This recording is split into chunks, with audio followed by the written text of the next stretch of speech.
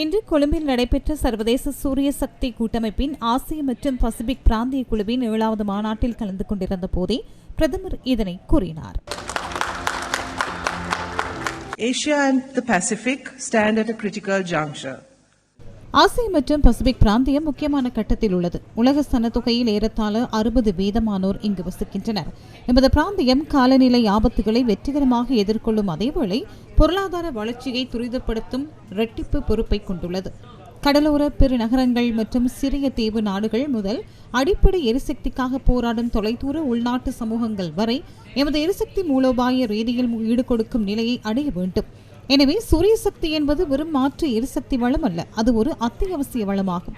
2030 ஆண்டுக்குள் மேல் புதுப்பிக்கத்தக்க மூலங்களில் இருந்து 70% எரிசக்தியை உற்பத்தி செய்வதையும் 2050 ஆண்டுக்குள் கார்பன் வெளியேற்றத்தை குறைப்பதையும் எமது தேசிய கொள்கையாக கொண்டுள்ளோம்.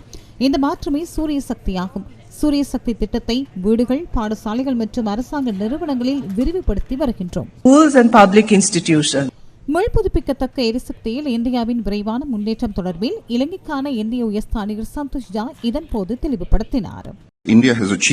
எமது வலையமைப்பு 484.8 கிகாவோட்டாக காணப்படுகிறது. அதிலே 242.8 கிகாவோட் புதைப்பொருள் அல்லாத மூலங்களிலிருந்து பெறப்படுகிறது. இது சூரிய சக்தியின் மையமாகும். 2014 ஆண்டில் 2.8 கிகாவோட்டாக எமது திறன் இருந்தது. தற்போது எமது சூரிய சக்தி திறன் 116 கிகாவோட்டை தாண்டியுள்ளது. இது கடந்த 11 வருடங்களில் 41% அதிகரிப்பாகும். தெளிவாக ஒரு விடயத்தை கூறுகின்றேன், இந்திய அரசாங்கம் பல கொள்கைகளுடன் செயல்படுகிறது.